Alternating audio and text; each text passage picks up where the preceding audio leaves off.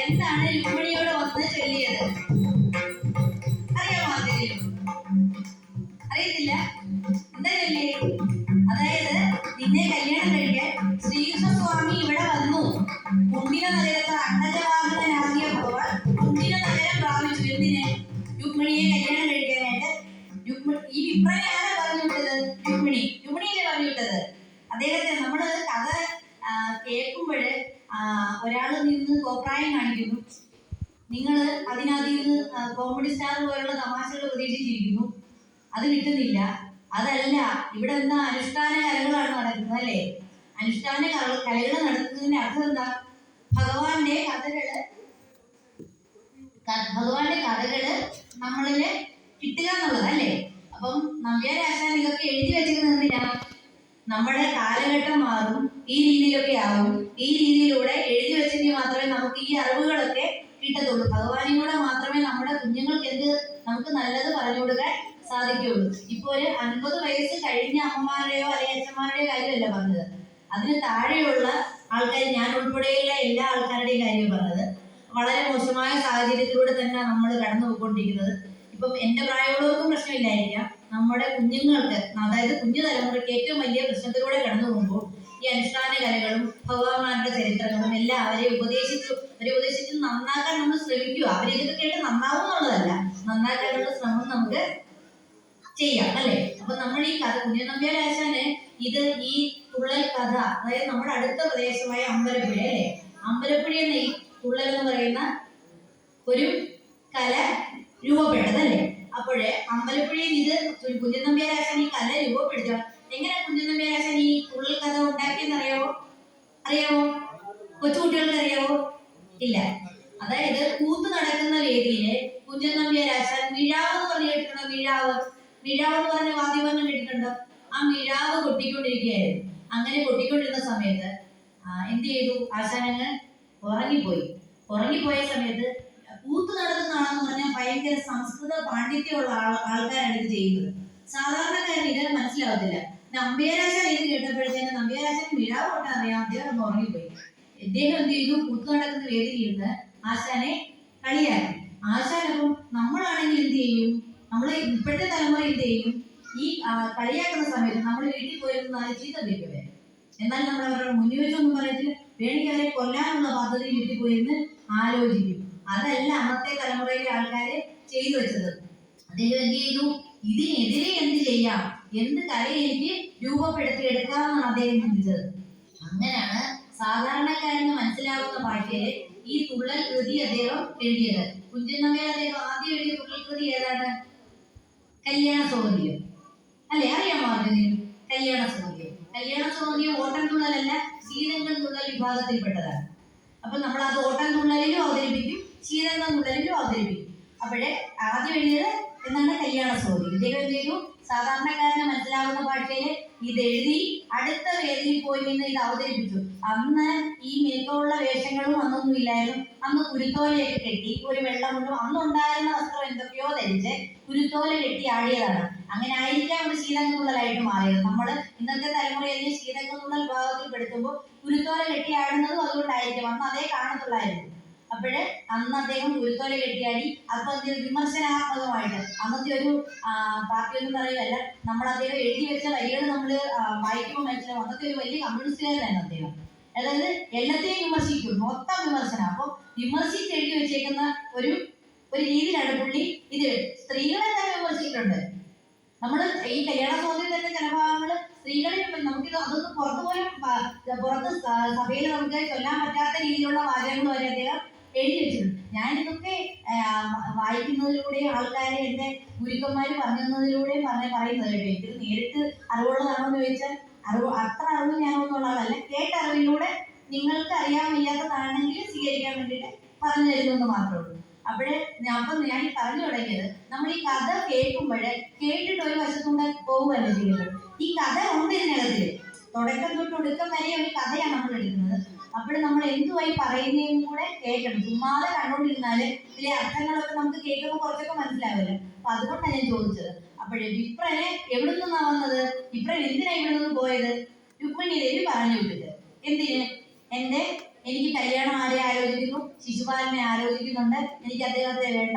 കുഞ്ഞുപ്രായം തൊട്ട് ഞാൻ ശ്രീകൃഷ്ണസ്വാമിയാണ് സ്വപ്നം കണ്ടിരുന്നത്. എനിക്ക് അതുകൊണ്ട് അദ്ദേഹത്തെ കൊണ്ടു തരാനാണ് വിപ്രനെ പറഞ്ഞു വിടുന്നത്. അങ്ങനെ വിപ്രൻ പോയി കൃഷ്ണനോട് ഈ വിധമുള്ള കാര്യങ്ങളെല്ലാം പറഞ്ഞു. ഉടൻ തന്നെ ഞാൻ വന്ന് അതിനു വേണ്ട കാര്യങ്ങൾ ചെയ്യാം, രുക്മിണിയെ സ്വീകരിക്കാം എന്നുള്ള കാര്യങ്ങൾ അദ്ദേഹം പറയുന്നു. അദ്ദേഹം ഇവിടെ വരുന്നു. അതിനാണ് കുഞ്ഞിക നഗരത്തിലോട്ട് എത്തിയത്. അപ്പോഴേ ഇത് ചോദിക്കുമ്പോൾ എനിക്കറിയത്തില്ല എന്നുള്ളതല്ല, അറിയാം. അമ്മമാരൊക്കെ ഇത് കേട്ടിരിക്കണം. എങ്കിൽ മാത്രമേ നമുക്ക് കുഞ്ഞുങ്ങൾക്ക് എന്ത് ചെയ്യാൻ പറ്റത്തുള്ളൂ, പറയാം. കുഞ്ഞുങ്ങൾക്ക് വേണ്ടിയിട്ടൂടെ ഞാൻ പറയുന്നത് കേട്ടോ, അമ്മമാരെ ഉപദേശിച്ചതല്ല. കുഞ്ഞുങ്ങൾ കേൾക്കണം. നാളെ ഇത് കഥ കേട്ടിരിക്കുമ്പോൾ നിങ്ങൾ ഇതാണെന്ന് പറഞ്ഞു കൊടുക്കാൻ പറ്റും. ഇപ്പൊ കുണ്ടിന നഗരം പ്രാപിച്ചു ആര്? കൃഷ്ണൻ അല്ലേ? നമുക്ക് തുടങ്ങാം. നനച്ച് വെള്ളം കുടിച്ച് വരട്ടെ.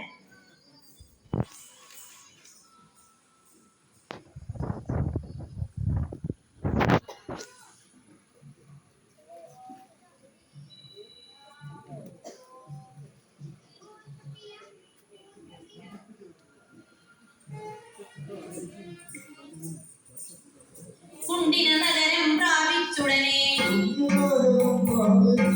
വിപ്രൻ ചെന്നത് രുക്മിണിയോടും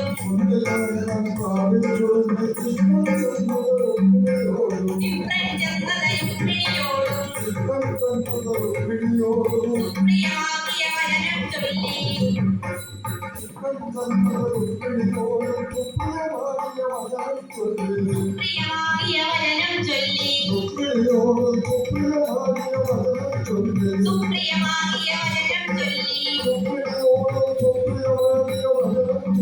രുക്മിണി തന്നുടെ സോദരനാകിയ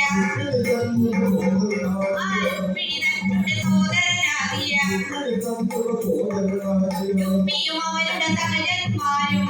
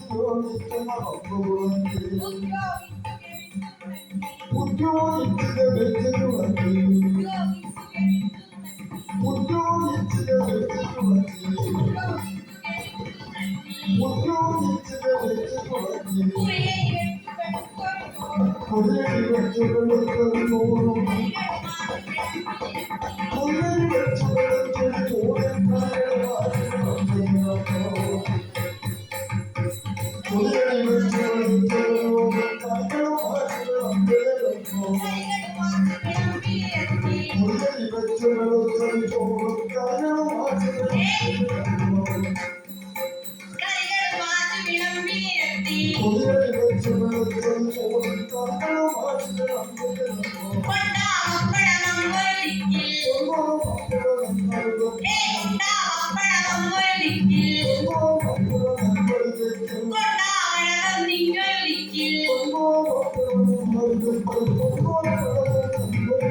ചക്കപ്രവൻ കൊണ്ടായിവിടെ ചക്കരയുണ്ടകൾ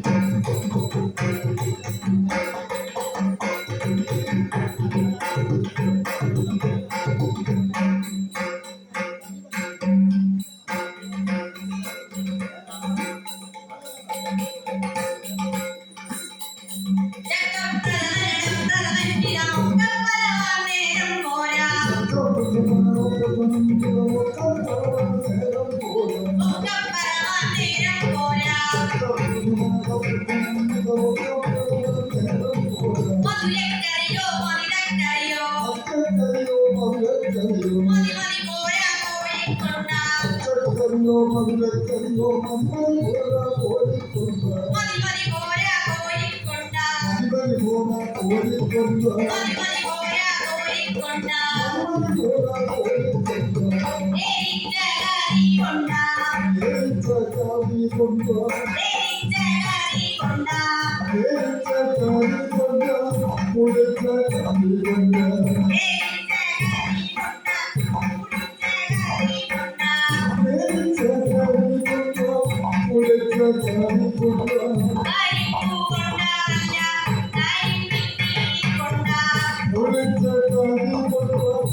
പരിപ്പൂ കൊണ്ടുവന്ന കരിമ്പിൻ നീര് കൊണ്ടുവ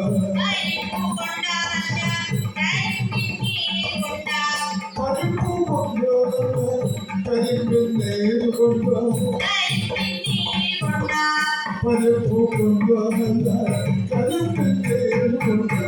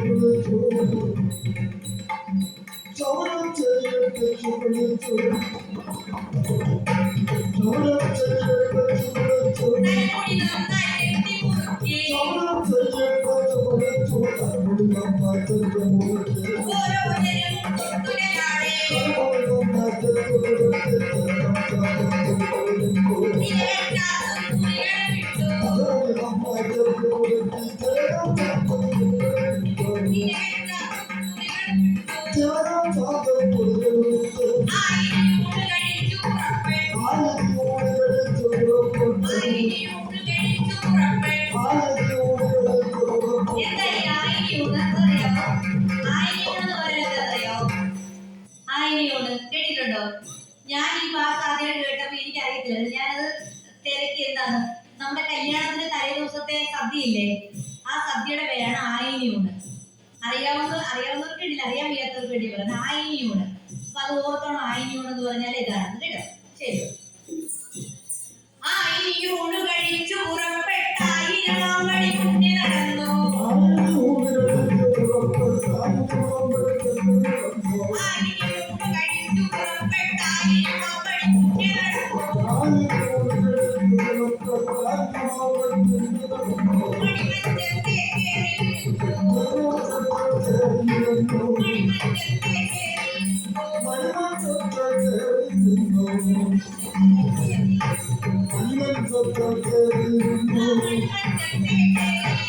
Thank you.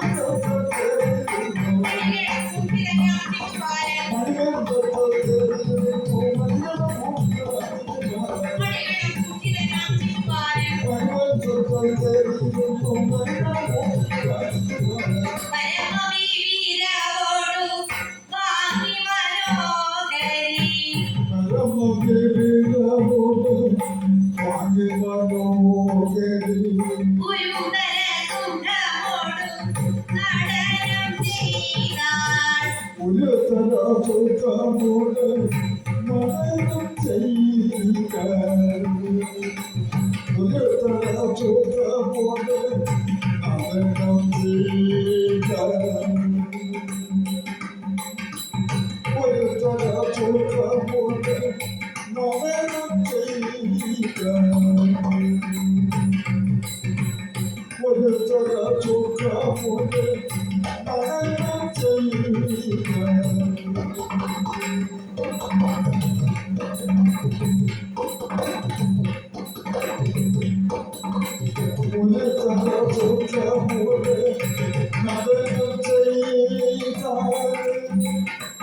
സദനു മധുസൂദനൻ കന്യങ്കിയെ കണ്ടു സദനു മധുസൂദനൻ കന്യങ്കിയെ കണ്ടു സദനു മധുസൂദനൻ കന്യങ്കിയെ കണ്ടു മദനതരളാശയൻ മഞ്ചത്തിയിന്നാട്ടു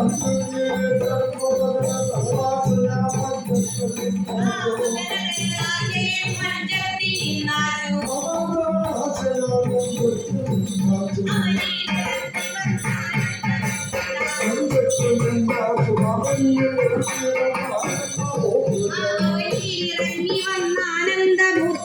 അവനിറങ്ങി വന്നാനന്ദമൂർത്തിതാൻ കമലദളനേത്രയാം കന്യയെ പ്രാപിച്ചു ആനന്ദമൂർത്തിതം കമലദളനേത്രയാം കന്യയെ പ്രാപിച്ചു കമലദളനേത്രയാം കന്യയെ പ്രാപിച്ചു കമലദളനേത്രയാം കന്യയെ പ്രാപിച്ചു കമലദളനേത്രയാം കന്യയെ പ്രാപിച്ചു കമലദളനേത്രയാം കന്യയെ പ്രാപിച്ചു കമലദളനേത്രയാം കന്യയെ പ്രാപിച്ചു കമലദളനേത്രയാം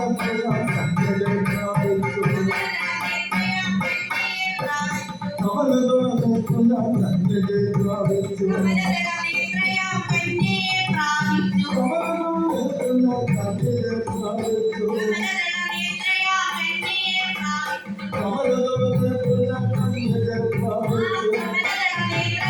കന്യയെ പ്രാപിച്ചു കമലദളനേത്രയാം കന്യയെ പ്രാപിച്ചു കമലദളനേത്രയാം കന്യയെ പ്രാപിച്ചു കമലദളനേത്രയാം കന്യയെ പ്രാപിച്ചു കമലദളനേത്രയാം കന്യയെ പ്രാപിച്ചു കമലദളനേത്രയാം കന്യയെ പ്രാപിച്ചു നാരായണ ജയ നാരായണ ജയ നാരായണ